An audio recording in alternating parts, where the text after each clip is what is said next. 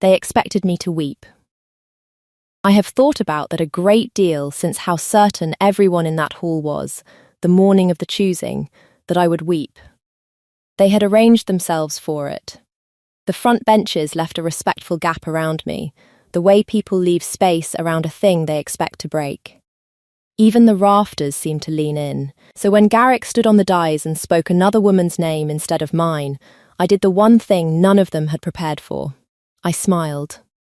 It was not a brave smile, the kind you wear so no one sees the wound. It was the other kind. The kind that arrives before you can stop it, because something heavy has just been lifted off your chest and your face forgets to be polite about the relief. I felt it happen. I felt the corners of my mouth go before I had decided anything. And across the hall, on the high seat that no one but a king was permitted to fill, I saw Dakian go very still. He was the only one watching me instead of Garrick. I should explain about the chair. In the great hall of the Iron Territories, the king's table runs the length of the dais, and at its centre sits the wolf-throne black oak, worn pale at the arms. To its right, close enough to share a cup, stands a second chair. The Luna's chair. It has been empty for as long as I have been alive. No one sits in it. No one leans on it. The serving folk dust around it as though it might bruise. For 9 years it has stood beside the most powerful wolf alive like a question he refuses to answer. I knew all of this the way you know the weather. It had nothing to do with me. I was Ceres, third under the keep's healer, 23 years old, good with fever and bad with rank, and I had been promised like grain, like timber, like any other tribute owed up the chain of packs to Garrick of the Lofen, a vassal alpha with a thin pack and a thinner patience. That was the binding the choosing was meant to seal. Garrick had 3 women named as possible mates.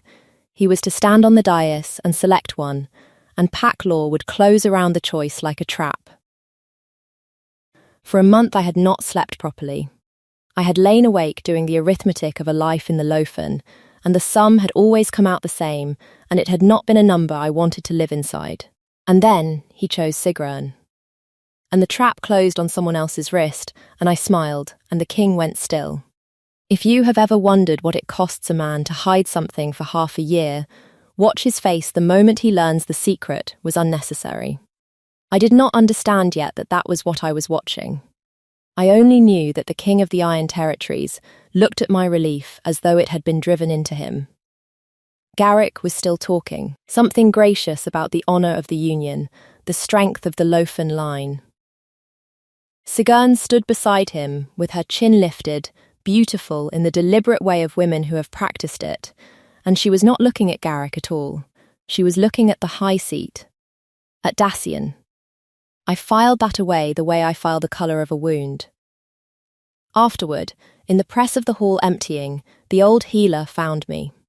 Mistress Edda had hands like dried roots and no patience for ceremony. She took my chin and turned my face to the light from the high windows, studying me the way she studied a patient she suspected of lying about how much it hurt. "You smiled," she said. "I did." She let go of my chin. "Foolish girl." But she said it the way you'd say a blessing. I went back to the healer's quarters and ground willow bark until my arm ached, and I did not let myself think about the chair, or the stillness, or the fact that under my left sleeve, on the soft inside of my wrist, there was a mark the colour of moonlight that I had never told a living soul about. The mark had been there since the spring. I had woken one morning with it, a thin silver crescent, no wider than a fingernail, cool to the touch in a way that had nothing to do with the season. I had stared at it for a long time. I am a healer. I know what a claiming mark looks like, the way I know what a fracture looks like under skin. I knew what it was. What I did not know was how it had come to be on the wrist of a girl who had never in her life been alone in a room with the man whose claim it had to be.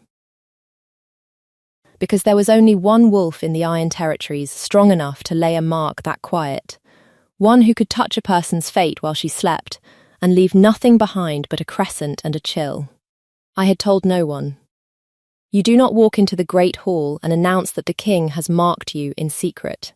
They would have called it ambition, or madness, or worse. So I had carried it under my sleeve through the whole long arrangement of my binding to Garrick, and I had told myself it meant nothing, that a king does not concern himself with a healer's apprentice, that there must be some other explanation I was too small to see. And then Garrick had chosen Sigrun, and the binding had dissolved like salt in water, and I had understood, standing in that hall with my face betraying me exactly why I was free. A lesser alpha cannot bind a woman already claimed by his king. Garrick had not chosen Sigrun over me. Garrick had not been allowed to choose me at all. The summons came 2 days later. Not from the king. From his better, a broad, tired man named Orin, who delivered it as though it embarrassed him. The king's library required someone with a healer's hand. A book had taken water damage. Certain pages had moulded. The steward thought a person who knew the difference between rot and rot might salvage what could be salvaged. It was the worst lie I have ever been told, and I have been told a great many by men trying to die quietly. The Library of the Iron Territories does not take water damage. It is the driest, warmest room in the keep, kept that way deliberately, because the king, I would learn, does not sleep well and reads instead. But I went. You do not refuse a summons, even a transparent one. The library was tall and amber-lit, the shelves climbing into shadow, the air thick with the smell of old vellum and beeswax and pine smoke. A long table held a single book, splayed open, and its pages were entirely, insultingly dry. The king was standing at the far window with his back to me, and he did not turn around for a while. I had time to notice that he stood 3 full paces from the table, when one would have done that he had arranged the room so the width of it stayed between us. You came, he said at last, to the window. You sent a man to lie to me about a book. I set my satchel down. It seemed rude to make him do it twice. That turned him around. I had seen Dacian before, of course. Everyone had seen the king at the spring rites, at the judgments, a tall, dark presence at the centre of every room he entered, the kind of man whose stillness made other people loud. What I had not seen, until that moment, was the king uncertain. He looked at me the way a man looks at a debt he cannot find the bottom of. The mark, he said. So we were not going to pretend. On my wrist, I said. Yes, I assumed you knew. You put it there. Something moved in his jaw. I had hoped, he said carefully, that you had not noticed. I laughed. I did not mean to. It came out of me sharp and disbelieving, and entirely without permission. You hoped a healer would not notice a claiming mark on her own arm. When you put it that way, it sounds unlikely. It sounds insane. He crossed to the table and then stopped, 2 paces short, and set his hand on the back of a chair instead, gripping the carved wood as though it were the only thing keeping him on his side of the room. I noticed that. I have never stopped noticing the things his hands do when the rest of him is trying to behave. I will explain, he said. And then you may decide what you wish to do, and I will abide by it. That is the only honest thing I have to offer you, so I would like to do it properly. All right. He told me, in the spring, when the tribute rolls had come up from the vassal packs, my name had been on the list bound for the Lofen. He had read it the way he read everything without much attention, a name among names. And his wolf had stopped him cold. I had never met you, he said. I want to be clear about that. I had seen you twice, perhaps, across a courtyard. I did not know your voice. By every law of how the bond is supposed to work, there was nothing there for it to recognize. His grip tightened on the chair, and it recognized you anyway, from a name on a list. I have ruled for 9 years, and I have never in my life been less in command of myself than I was the morning I read that you were to be sent to Garrick of the Lofen. So you marked me. Cold was gathering at the back of my neck, in my sleep, without asking. Yes, he did not look away from it, to his credit. It was the only thing I could do that Garrick could not undo. A king's claim cannot be overruled by a lesser alpha. The moment the mark was set, The binding to the lofen was void in everything but ceremony they simply had not been told yet. He breathed out. I marked you to keep you off that wagon, not to put you on a different one. I did not want a Luna I had purchased the way Garrick was purchasing you. So I told no one. I let the ceremony go forward, knowing Garrick's wolf would feel the claim the instant he tried to choose you and would turn aside without understanding why. He chose Sigrun. His wolf chose anyone but you. Sigrun was simply standing nearest. For the first time, something almost like a smile crossed his face, and then was gone. I had a speech prepared, you understand, for when you found out. I had imagined you furious, I had imagined tears, I had imagined you demanding I strike the mark off, and I had decided I would do it, if you asked, whatever it cost. He stopped. And then, he said, you smiled. The whole hall had been arranged for my grief, and I had stood up in the middle of it and been glad, and the one man who understood why had been watching. I have not slept since, Datian said simply. I keep returning to it. You were freed of a man you did not want, and your first thought was relief, and I cannot stop wondering whether the relief was at being free of him or at being claimed by me. I have not the faintest idea which, and I find I cannot bear not knowing, and I have run a kingdom for 9 years without once being unable to bear something. The cold at my neck had become something else entirely. I do not know either, I told him. It was the truth, and it was the only gift I had. Both, I think. I have not had time to take them apart. He nodded slowly, as though I had handed him something heavy, and he was deciding where to set it down. Then take your time, he said. The mark stays only as long as you want it. The chair stays empty as long as you want that too. I have grown used to an empty chair. A pause. I had not grown used to wanting it filled. That is new, that is entirely your doing, and I would thank you not to look so pleased about it. I had not realised I was smiling again. There it is, you see. That is the thing about him I keep failing to describe to people afterward. He is the most feared wolf in 4 territories, and around me he loses arguments to his own face. If you have made it this far, stay with me. What comes next is the part I still have not entirely made peace with, and I want to tell it properly. If her voice is one you would keep listening to, you know what the little bell does. I will wait. There, after that, the books began. There was never another lie about water damage. We had spent that one. Instead, Orin would arrive in the healer's quarters with some volume or other, and the wooden expression of a man who has been given an errand he intends to pretend is dignified. The king wished my opinion on a treatise on fevers. The king had found a passage on willow bark he believed to be in error. The king, it transpired, had a great many questions about willow bark for a man who had survived 9 years without asking a single one. I knew exactly what the books were. So did the court, who watched me carry them back across the courtyard each evening and adjusted their estimation of me by some careful, invisible degree. I did not mind being watched. I minded the willowbark fictions, a little, only because they were beneath him.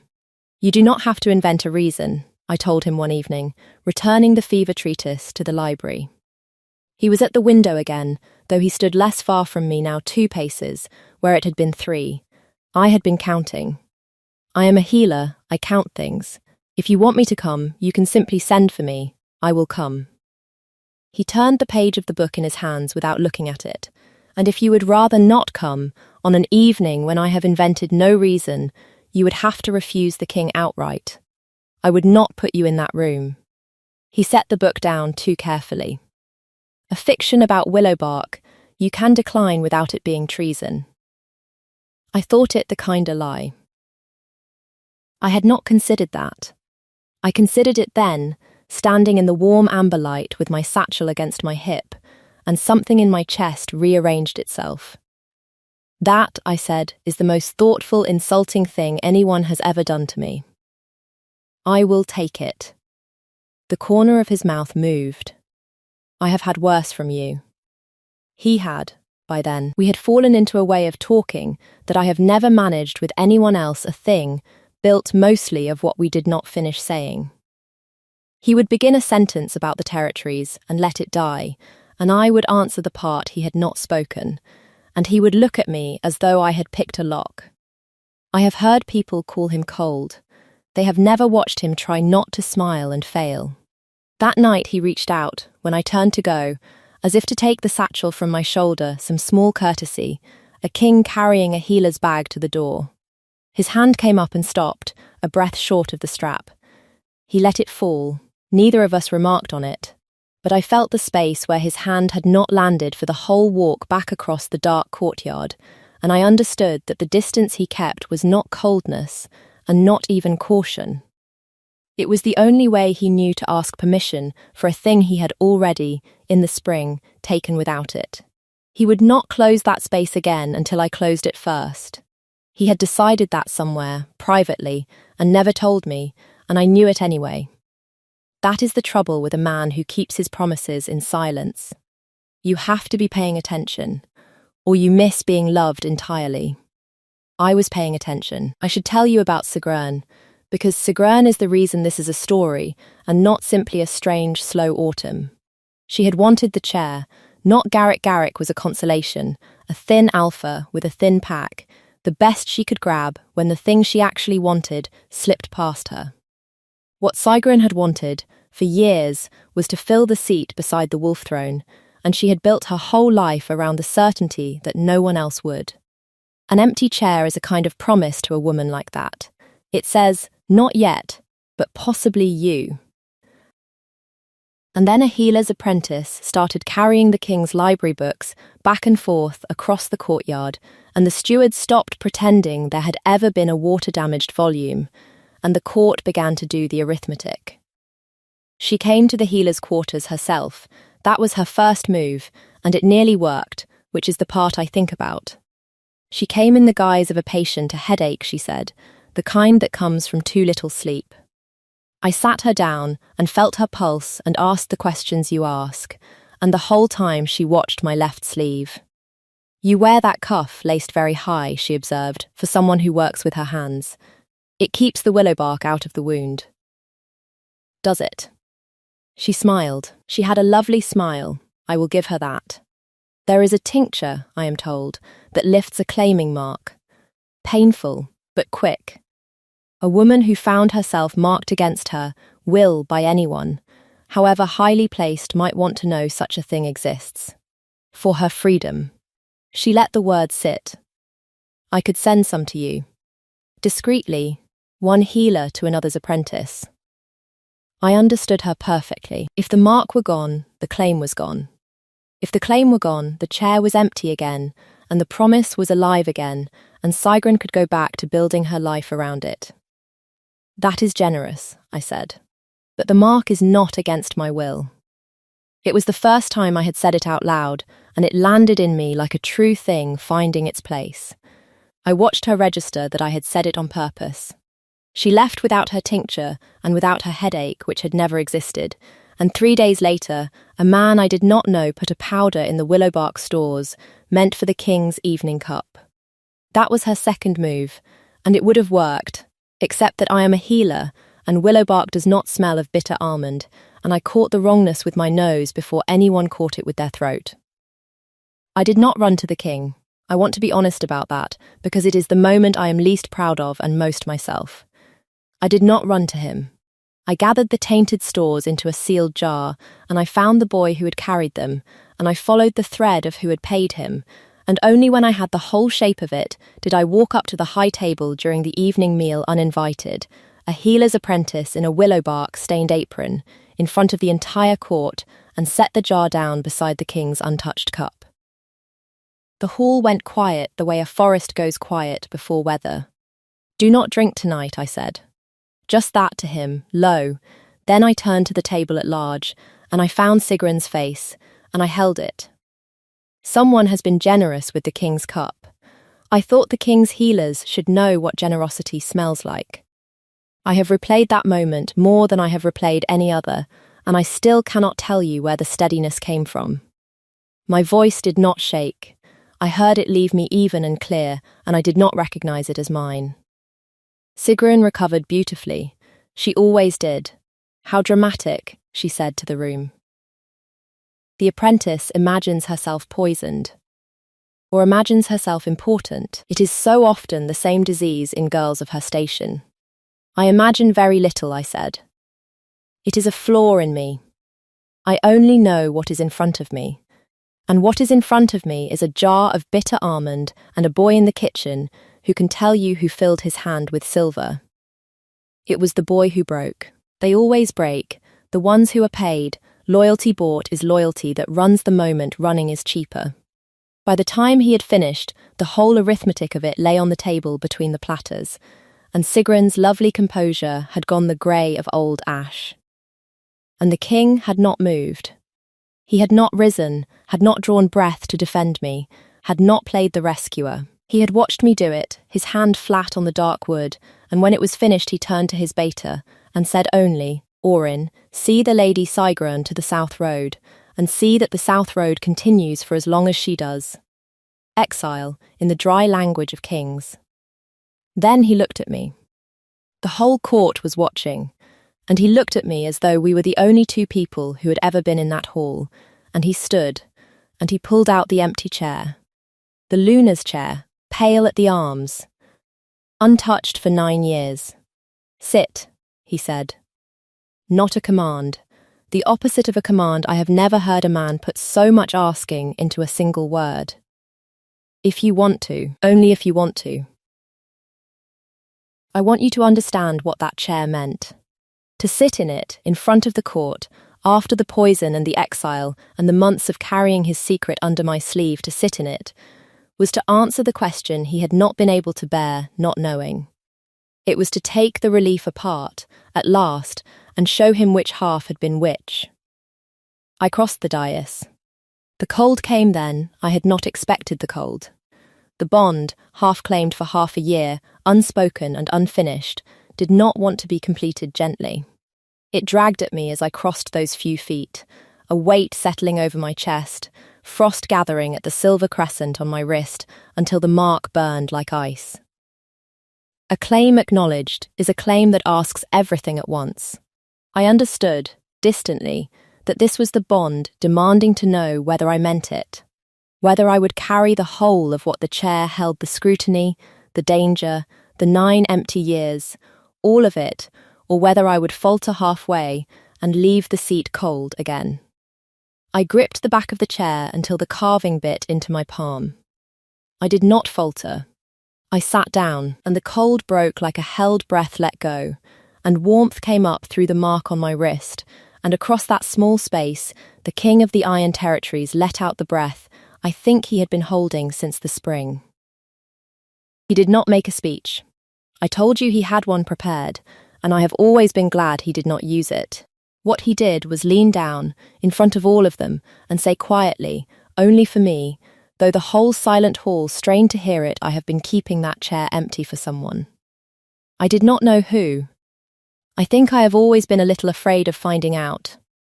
His voice did the thing it did only around me, the thing that made the legend of him fall away. It was you. It was always going to be you. I am sorry it took a poisoning, and your own 2 hands to make me say so. You could have simply asked me, I told him. I am the king of the Iron Territories. The corner of his mouth went.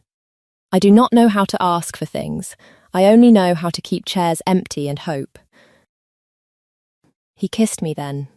I will not try to describe it, except to say that something I had been holding shut for half a year came open, and that I understood, in the space of it, every empty chair and every quiet door and every book carried across a courtyard for no reason anyone would admit to. It was not the beginning of anything. It was the moment the thing that had already begun, in secret, in the spring, finally surfaced and let itself be seen. Then he straightened, and the court remembered how to breathe, and somewhere in the back someone began uncertainly, then less so to cheer. The fallout was not nothing. I want to be honest about that too, because the stories that end the moment the couple is happy have always struck me as cowardly. A king does not seat a healer's apprentice beside the wolf throne without consequence. The vassal packs grumbled, the Lofin, robbed of a binding and embarrassed in front of the territories, sent a letter so stiff with wounded pride that Dacian read it aloud to me by the library fire, doing all the voices, until I laughed so hard I could not breathe. Garrick himself, to his credit, sent nothing and quietly married a Lofen woman who, I am told, leads him around by the nose and has made the thin pack considerably less thin. I bear him no ill will. He was only ever a wagon I did not want to be loaded onto. The court took longer. There were weeks of careful sentences and watchful eyes, of nobles deciding whether to wager on the healer or against her. I did not perform for them. I had not performed for the king. I was not about to start for his court. I went on knowing the difference between rot and rot, and I treated their fevers when they came to me, high-born and low alike, and slowly the watching turned into something else. You cannot outstare a woman who is busy being useful. They gave up before I did. The mark on my wrist deepened from silver to something warmer, the way a claim does when it is met. And the chair was never empty again. A year later, and I will close here. Because a year is when the shape of a thing becomes clear, I sat in it on an ordinary evening. Not a ceremony, just the long table and the firelight and the smell of bread and pine. Dacian was arguing with Orin about a grain levy and losing, which he did often now and seemed to enjoy. A letter had come that morning from Mistress Edda, who had taken my old place in the healer's quarters and complained about it in every line, which is how I knew she was happy. I was turning the willowbark question over there is always a willowbark question when I caught the king watching me again. Across the small space. The way he had in the hall, the morning of the choosing, when everyone else was looking at someone else. You are doing the thing, I told him. What thing? The thing where you look at me as though you are still surprised I sat down. He considered this. He set his cup down too carefully, which is how I always know the true thing is coming. I am, he admitted. I expect I always will be. You smiled, that morning, when you were supposed to weep. Do you know I built half a kingdom's worth of dread around the question of what that smile meant? I know. You told me. You did not sleep. I sleep now. He said it as though it were the most extraordinary fact in the world, and from him, I suppose it was. I keep waiting to stop being grateful for it. It has been a year and I have not stopped. I reached over and laced my fingers through his on the dark wood of the table, the silver warm crescent at my wrist catching the firelight, and I did not say anything clever. Because there are moments that do not require it, and a woman who has spent her whole life being clever learns, eventually, to recognize them. I had expected to be sent up the chain of packs like grain. Instead, I had smiled at the wrong moment, in the right hall, in front of the one man who would lie awake over it, and the smile had cost me nothing and bought me everything, which is not how anything is supposed to work, and is the only thing that has ever worked out exactly right in my entire life. So, tell me, did you see it coming? Did you know, when I smiled, what the smile was for? I have always wondered whether it reads on a stranger's face the way it read on his. Stay with me, if you would.